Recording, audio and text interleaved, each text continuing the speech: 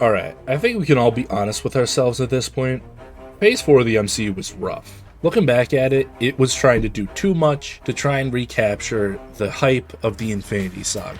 Now, I have a rocky relationship with the MCU.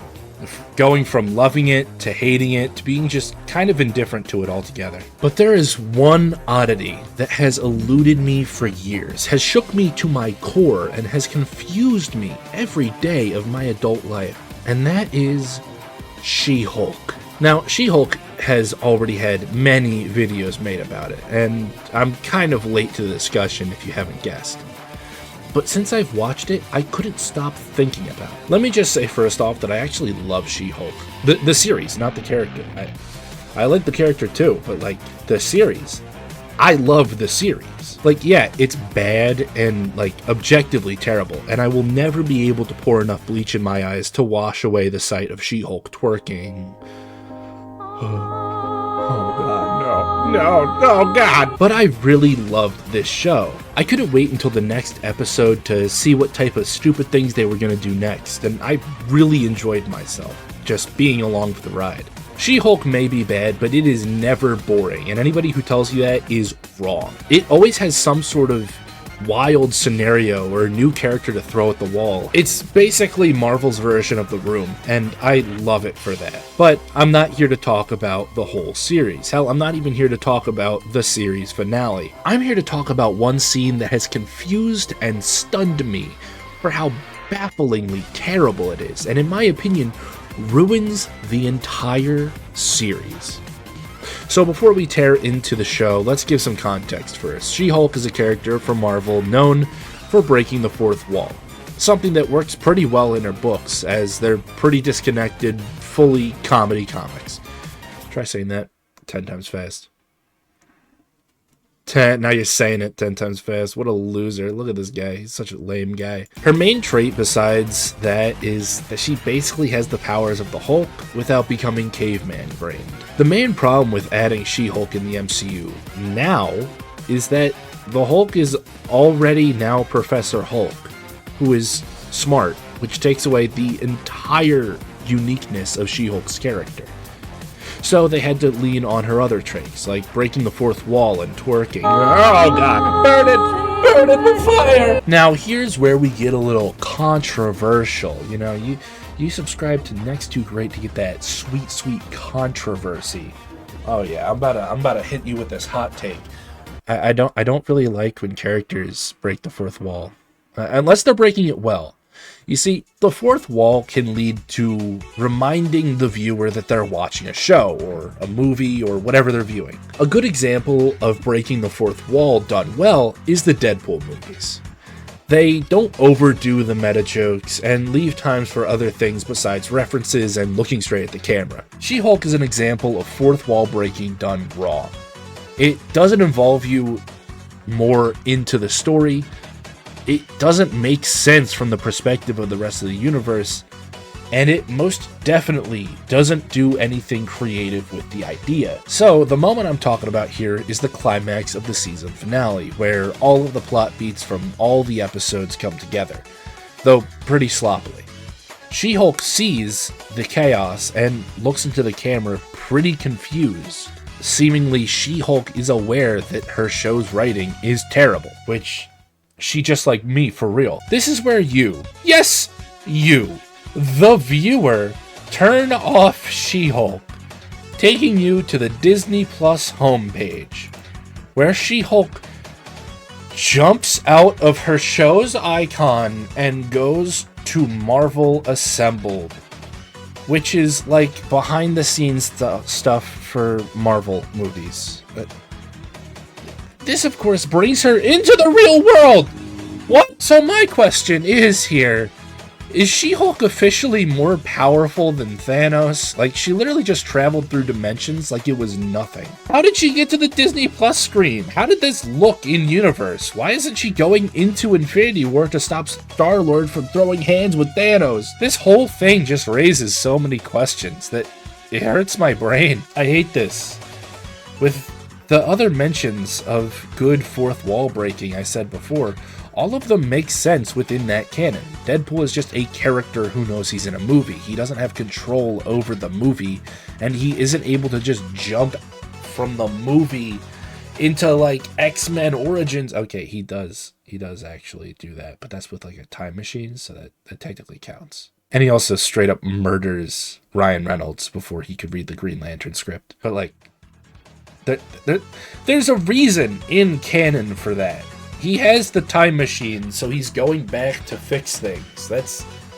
And it's a throwaway joke at the end of the movie. It is not a plot beat. There's many reasons why it's different. Number one, it's funny. Number two, he needs the time travel device to do so, and it makes sense in the actual universe. And number three, it's funny, which actually accounts for so much. Like, you can get away with so much if you're just funny. But yeah, She-Hulk then calls the writers of her show out for being talentless hacks that have never written an email, let alone a show with a budget of millions of dollars for one of the biggest companies in the world. She just like me for real. With my jealous rant aside, this is just weird, and the bad CGI for She-Hulk herself makes this even more cursed to look at. They then mention that Kevin made them make all the changes to She-Hulk, and it's not their incompetent writing to blame. No, definitely not. They're professionals. Let me write this. Let me write this infinitely better. Kevin Feige, give me a character. Literally any character. Give me Toad. Give me Toad, and I will write a better series than this garbage. Anyway, She-Hulk goes to Kevin, who turns out to be this, like, robot thing. This, like, GLaDOS ripoff. I'm assuming this is because Kevin Feige wanted to be as disconnected from the show as possible. And She-Hulk starts asking him questions. You would think they would be important questions like, why was the Black Widow movie made after she's already dead? Or why they fired James Gunn, or maybe why they used anti-homeless bench to advertise the show. I'm not pointing any fingers, but you know, these are very important questions. But no, she basically asks where the X-Men are, which she doesn't get an answer for, and then basically says that all Marvel movies end the same. So, her amazing fix for this issue? Well, what 8-brain solution does she have for the third act superhero movie problem? What's her solution? Just skip it! Fully skip all the conflict and just make it so it never happened. And Kevin agrees! So you're telling me all this build-up, all the teasing, some massive finale, and they just skip it. They skip all of it. Now it actually makes less sense. Why is the bad guy getting arrested if it now never happened? Why is Daredevil just falling from the sky? Where did he jump from? In 1 minute, this just destroys the entire show. I actually have never seen an ending so bad that it makes all episodes before it completely irrelevant.